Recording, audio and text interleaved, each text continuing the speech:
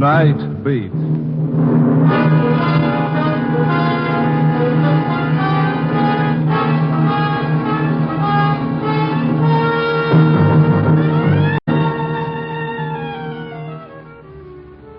Hi, this is Randy Stone. I cover the night beat for the Chicago Star. Stories start in many different ways. This one started, strangely enough, with the flame of a match, whose feeble glow lit up a lightened face in the darkness. A frightened face, twisted by an agonizing fear of death.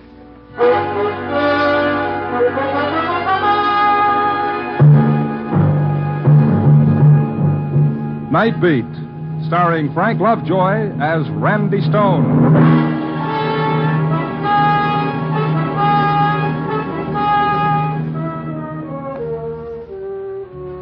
The night is a thief, some poet once wrote, that steals the colors from the day. It's kind of pretty if you like words, but for my dough, they're not exactly true. Because there are colors at night. The burning red of passion, the angry green of jealousy, and the ugly, terrifying black of fear. This was one of those nights when pickings was slim. I'd cover the town from Henrice's bar in the Mart, out to Hyler's on the North Shore, and back downtown again with nothing to show for it. I was taking a shortcut through Lincoln Park to pick up my car. At that time of night, the park was pretty deserted, except for this girl walking up ahead of me. Not a bad silhouette, I might add, against the distant light. We were about halfway through the park when suddenly she stopped and threw herself onto a bench at the side of the path. There was something almost desperate about the way she did it. I ran up to her. Excuse me, are you all right? Yes, I'm all right. Well, I thought maybe you were sick or something. I told you I'm all right. Will you please let me alone? Oh, now look, lady, it's not what you think. Well, this park at this time of night, it's no place for a girl to sit around by herself. I don't need any help. Just go away. Oh, sure, I'll get lost. I can see you're all right. Only you don't mind if I just sit here and smoke a cigarette before I go? It's a public park. I don't care what you do. Thank you. You care for a cigarette? No. Of course, in order to really enjoy a smoke, you've got to have a match first. I said in order to enjoy a smoke, you've got to... I heard you. Here. Thank you. Here. Keep the book. No, you better hang on to these. I won't need them. Well, you might need them later tonight. After tonight, I won't need anything. Oh, now, wait a minute. That's no way to talk. The only time you're not going to need anything, sister, is after you're dead. Why did you say that? What? That about being dead. For no reason. Why? Because after tonight, I will be. The girl jumped up and started running. Here was a kid that was afraid. Afraid of death or afraid of life. But then, isn't everybody? I turned the matchbook over and looked at the ad on the cover. Penguin Club. A little all-night jump and jive place over on Clark Street. That's one I've been missing lately. On a hunch, I ambled up North Avenue in that general direction, turned up Clark a ways, and there it was.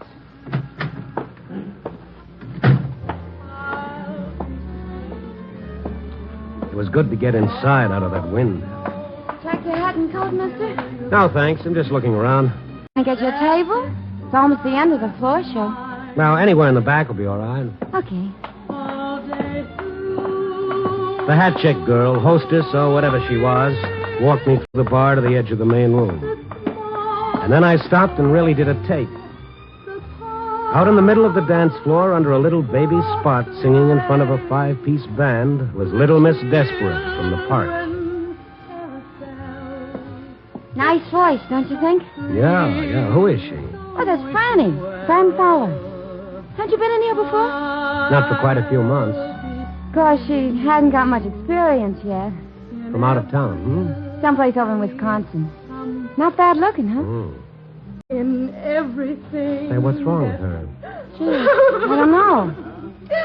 I can't. Well, how do you like that? Come on, folks, come on. Let's give the little girl a great big hand. Nothing like a real sad song to wind up a real sad act, especially for a real sad tomato type tomato. No. It's all in fun. So let's dance now. Come on. on, you lucky guys and girls. Get over here. Move around. Hiya, Peggy. You got Silver Live one, huh? Hello, Tommy. This is Tommy Mason. Ain't he the one? Yes, he's quite the one, all right. Gee, Tommy, you sure covered up for Franny, all right. Never let down. Keep 'em going all the time. That's show business. You know how it is, mister. Oh, yes, I've heard. The show must go on. It's a new thing. You gotta keep 'em laughing. Honest, mister, he's this way all the time. What a joker. Oh, right. Look, about that girl. Franny? Yeah, Franny. What seems to be the trouble? Well, that's hard to say, pal. Maybe she just found out she ain't no Dinah Shore. Ain't she sure, ain't? Tommy, you killed me. Now, seriously, fella, why would a girl break up that way in the middle of her number and start to cry? Could be she got a cinder in her eye. But just to make sure, I'll go ask her. See you later, Tommy. Come on, fella. How's about buying a girl a drink? Oh, sure, in a minute. About this Franny. Look, do we have to talk about her? I thought you came in here for some fun. Maybe I get my fun wondering about people. What time's the next floor show? Next one's at 2, then 4. Oh, they're not kidding about this all-night business. And still another one at daylight. She's singing all of them? How should I know? She missed most of the 12 o'clock show. Just got here for that last number. Any idea where she lives? A rooming house around on Erie Street. No, the number? 391. You know you ask an awful lot of questions. Well, that's my business. I'm a reporter, Randy Stone. I might have known it. Look, you're not going to bother her tonight, are you? Of all nights? Tonight? This is the night that Charlie Dana's being executed down at Joliet. What's that got to do with her? Well, how would you feel? Look, Mr. Stone, she's human. This is the night her boyfriend's going to die.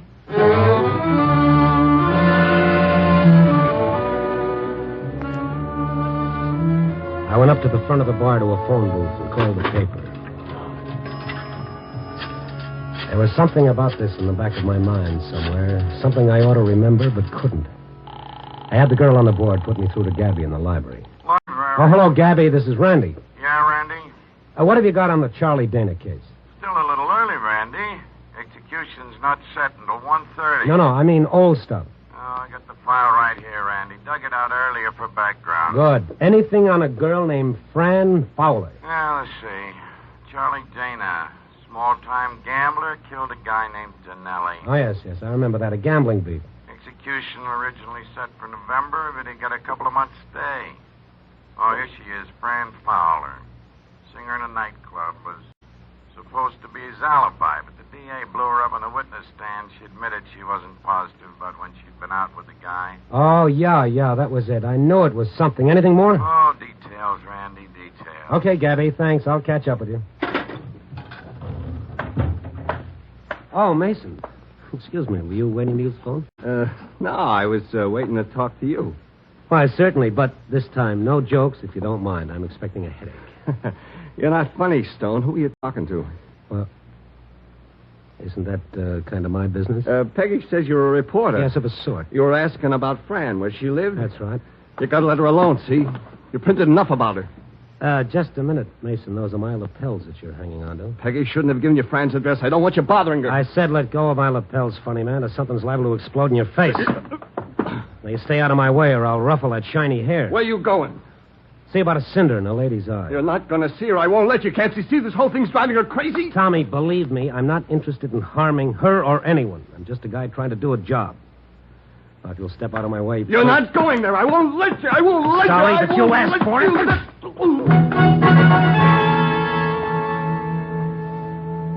My, that's a real nervous fella. Now that he'd made such an issue out of it, going around to see Fran Fowler was a definite must on my schedule. I picked up my car and drove over to Erie Street. 391 wasn't much different from any of the rest of the rooming houses on the block. I got the number of her room from the mailbox and started down the dingy corridor to room 8. I knocked at the door, but there was no answer.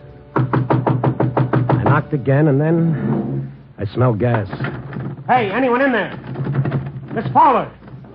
Fran! I put my shoulder to the door, and the flimsy lock snapped open. I rushed into the gas-filled room, holding my breath until I could smash open the window and let in some air.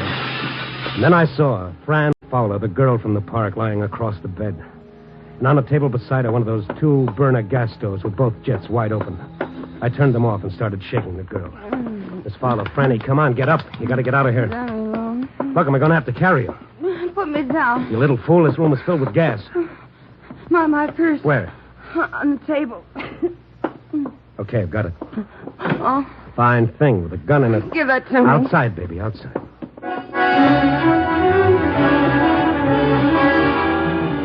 It was 6 seconds flat when we hit the sidewalk in the fresh air.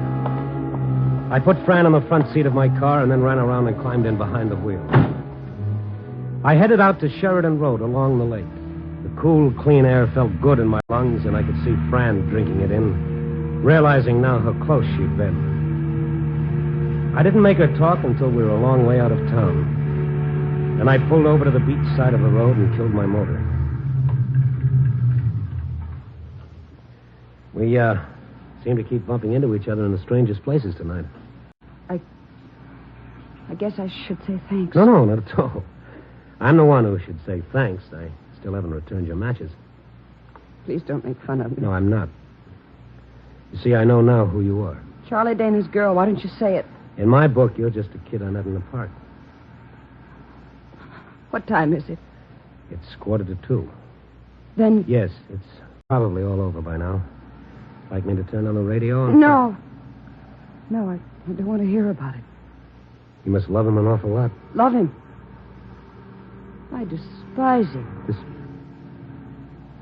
But still you were willing to alibi for him on a murder charge? I wasn't. I told him I wasn't sure of the time I was out with him, but he made me say it was the exact hour when the man was killed. Didn't you realize you might have been perjuring yourself? I didn't lie. I just didn't remember. It might have been like he said. When you're not sure, what else can you do? Yeah. How'd you happen to get mixed up with him? I didn't know anybody when I first came here. I was lonesome. And he was nice to you. He was. A lot more decent than most of the men who want to take you out when you're working in a club. And why do you hate him now? I didn't know what he did. A lot of people gamble. I didn't think too much about it. Then we got to going out evenings between shows at the club on my nights off. And the killing happened when you and he were supposed to have been out someplace together? That's what he said. He wasn't arrested until a few weeks after the trouble. I couldn't remember if I'd been with him during that particular time or not. Well, it's all over now. You did what you had to. That's about all any of us can do. But you got to forget about it. Put it out of your mind. There's nothing more to worry about. Oh, that's just it. You don't understand. There is. What are you talking about? He promised. He promised, and I know he'll keep his promise. Promised what? I want to see him in prison. In the death house? I had to. I wanted him to understand, but he said I tricked him. What, by telling the truth on the witness stand? He said I double-crossed him, but now he didn't care. Why would he say that? He said he didn't care because the night he died, I would die. And I'm afraid.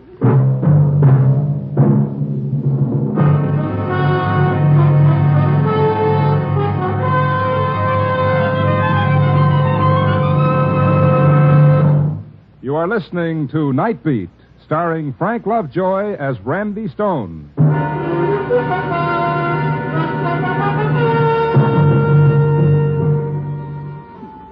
This was real. This was no act. The sound she made would tear you to pieces, like some pitifully frightened animal who'd lost everything in the world. I let her cry it out. After all those months of strain, she'd have to get it out of her system. He said the night he died, I'd die. Sure. So you were scared. Who wouldn't be?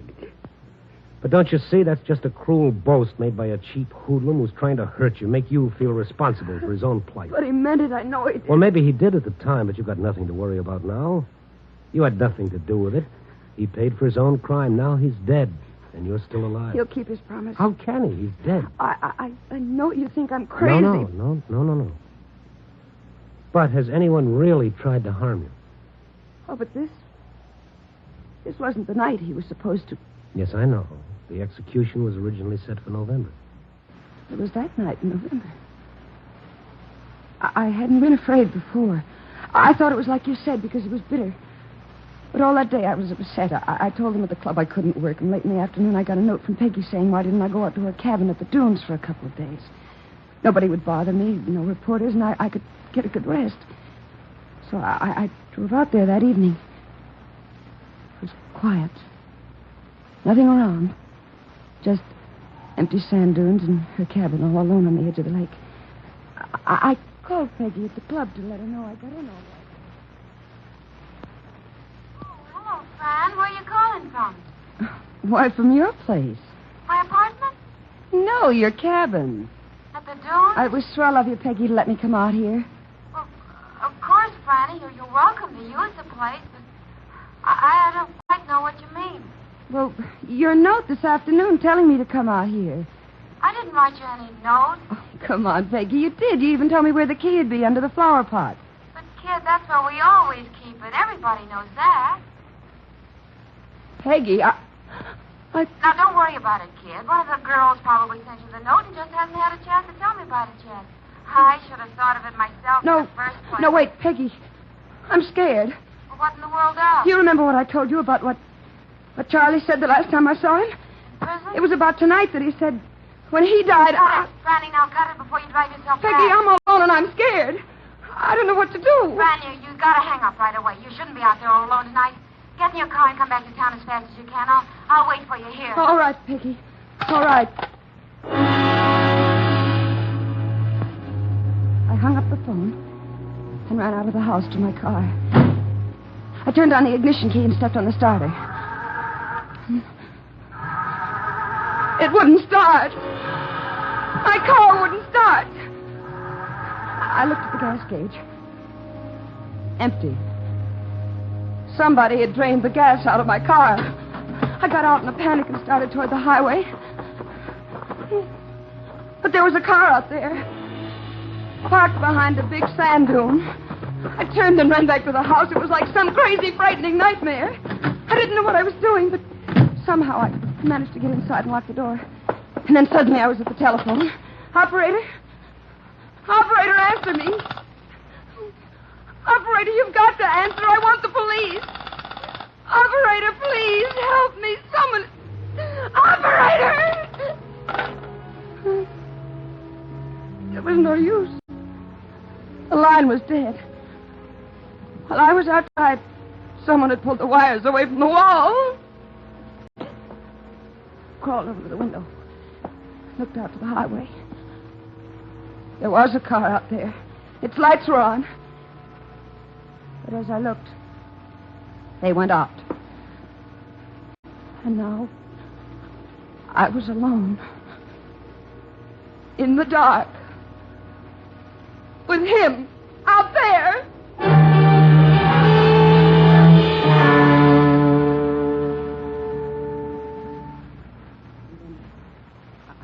must have passed out. When I came to, it was morning, and Peggy was there. She and Tommy had driven out after the club closed to find me. But you see, you didn't die that night. But neither did he. Could have been your imagination, you know, this man in the car. No. The news about this day of execution was on the radio. The man in the car must have heard it and gone away. Did you call the police? They didn't believe me. Just because I'm a nightclub singer, they said I was trying to get publicity. How about the car not starting and the telephone being dead? According to them, my car was just out of gas, and I must have pulled the telephone wires off the wall myself.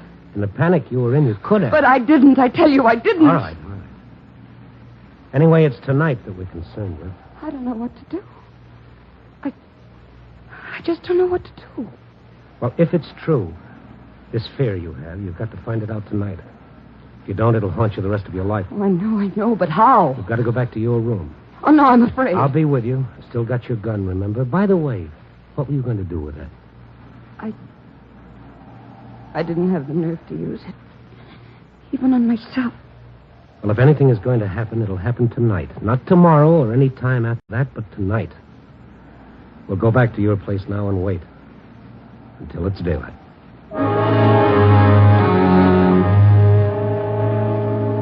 I drove Fran back to the rooming house on Erie Street. There were no lights on anywhere in the building. We tiptoed down the empty corridor to Fran's room, listened at the door a minute, and went in. The door closed all right, but it wouldn't lock. I must have sprung it when I forced the door. We settled down and waited. For what? Once I thought I heard steps on the sidewalk far out front. It was that still. And then I did hear steps, slowly coming down the hall. There's someone in the hall. Keep it down. He stopped. Outside the door. Don't move. Who's that knocking at my door? Who's that knocking at my door? Who's that knocking at my place? Okay.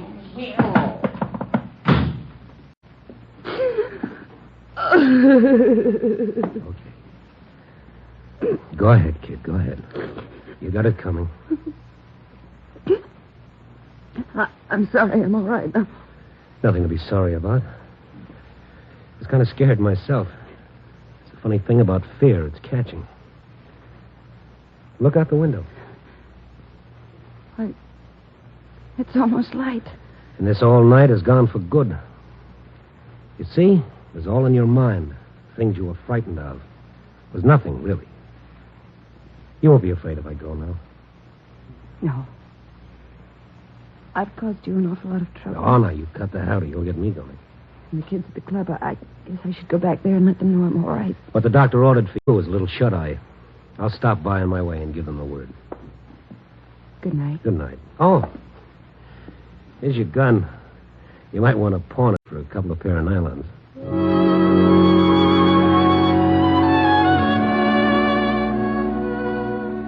Yes, a real nice tomato-type tomato, as the funny man at the club would say. On the way over, I got thinking about him and that girl, Peggy. Come to think of it, that was one point Fran had forgotten to clear up for me about the note that sent her out to Peggy's cabin at the dunes that night. Yeah, my mind wouldn't let go of that. When I got to the club, it was daylight, and they were folding up the joint, and Peggy was sitting alone at the bar. Well, you got a nerve coming back here after... How's your boyfriend? He's not my boyfriend. It's a figure of speech. Where is he? He just left. Okay, I'll settle for you. If you don't mind, it's a little late for small talk, mister. Okay, I'll give it to you fast. It's about that note you wrote to Fran Fowler last November on the night Charlie Dana was supposed to die. What note? A little late for small talk, remember? I don't know what you're talking about. You don't know anything about a note inviting Fran to stay out at your place at the dunes? I told her. I didn't know who wrote it. Were you telling the truth? Yes, I was. Okay, maybe you were. But you found out later who wrote it, didn't you? No, Now tell me the truth. Or would you rather tell the police? All right. I did find out, but it wasn't like you think. Well, who was it? Tommy Mason. Tommy Mason, the funny man? His idea of a joke, no doubt. A hilarious joke that might have scared a poor kid to death. No, you're wrong. It wasn't a joke. Well, then why? Why did he do it? Because he's in love with her. He made me swear I wouldn't tell her. He wanted to wait until the time when she needed him, and then he'd tell her himself. Until she needed him? How was he going to make her need him? Use a condemned murderer's empty threat to frighten her out of her sanity so she'd need him? Is he crazy? He is where Fran's concerned. Where is he? I don't know. He's been like a maniac all night since you left here. After every show, he's gone over to Fran's place looking for her. He's crazy jealous. Jealous of whom? Of you. He thought she was with you. Well, what if she were? This was the night. He was sure she would need him, and instead she turned to you. Don't you see?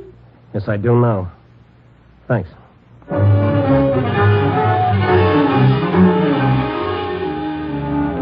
was only about a half mile to Fran's, but it seemed more like 20 miles until I turned off Clark up Erie Street and slammed into the curb. There was Owen on the street. I was hoping he'd walked and I'd pass him on the way, but there was no one. I ran down the narrow hall, not daring to think what I'd find, and I flung open the door. Are you alone? Well, you frightened me. Are you alone? Well, yes, I've been sitting here since you left. I'm too tired to undress. Come on, let's get out of here. Grab your coat. But Never mind. I'll tell you on the way. I shoved Fran out the door, and we started cautiously back down the hall. We got about halfway when I grabbed her arm. The front door was opening slowly, and a man made a dark silhouette against the gray light of the dawn. It was the funny man. The man with the slick, shiny hair and the permanent smile and the fast jokes. Only the smile was gone, and he had a gun in his hand. Keep coming. Keep coming. We started towards him slowly. Tommy, it was you? You who were going to kill me? You didn't know. You didn't know that I had a heart, too, just like Charlie Dana did. Tommy, you never told me. You never let me. You didn't need me. You would have laughed at me like you laughed at my jokes. It couldn't have been you at the dunes that night. I followed you out there. And then drove back to the club. No, Tommy, no. You were lonesome, but you didn't need me. You needed Charlie Dana. I thought if you were afraid you'd need me. And then you were afraid, but still you didn't need me. But I'd make you need me. I'd make you. Step by step, we moved closer. Keep coming. I could see his face twisted with jealousy and hate, his eyes wild, as though a spark might make him explode. And tonight, when you were afraid and should have needed me, you didn't. You turned to him. Tommy, please. But now you need me. Now that I have my finger on this trigger, you need me more than you've ever needed anyone in your life. You need me. You need me, Franny. You need me. Say it. Say you need me.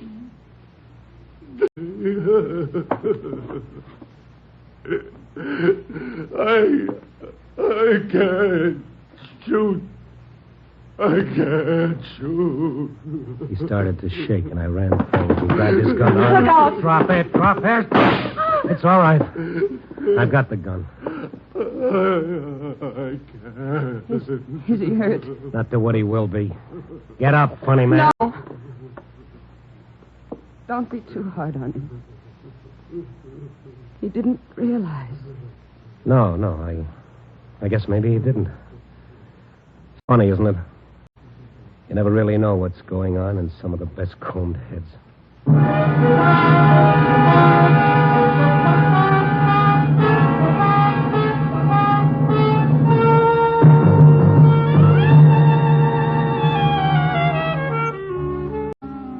Well, that's the way it goes. A little later than usual this morning. The day shift has already moved in and let the night crew wander off to their own private little beds. Well, at least I got to see the sun come up. And here I sit, still trying to make it all add up. But no matter how I figure it, the only answer I get is, you never know about people. But bless them, maybe that's why we love them. See that man walking towards you with a smile on his face? What's he smiling about? Or is it just so you won't notice how he's screaming inside? Ooh, the trouble with me is I haven't had my coffee yet. Copy, boy.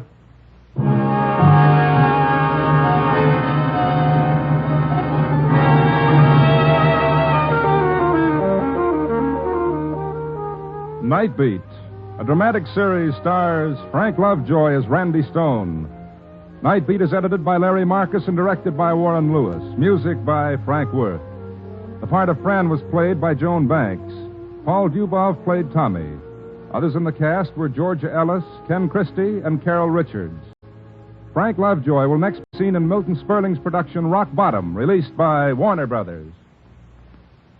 Throughout the week, NBC brings you the best adventure mystery dramas on the air. You'll hear action-packed, fast-moving plots to hold your interest right up to the smashing climax on such thrilling programs as Big Town, Mr. District Attorney, The Big Story, and Dragnet, every week on most of these NBC stations. On Dragnet, you'll hear documented cases from the Los Angeles police files. The Big Story brings you true tales from the front pages of America's newspapers. Mr. District Attorney, the champion of the people, takes you through an exciting episode in the conviction of a criminal. And tomorrow night on Big Town, you'll hear crusading editor Steve Wilson crack down on the forces of evil. For the best high-tension dramas, hear NBC's great mystery and adventure programs.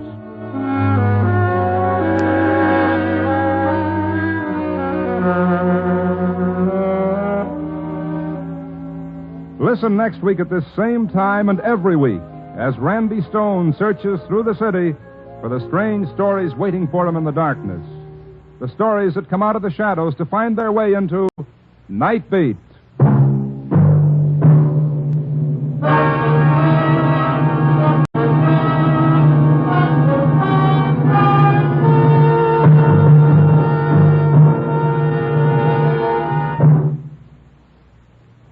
Now, stay tuned for Brian Donlevy as a soldier of fortune on dangerous assignment on NBC.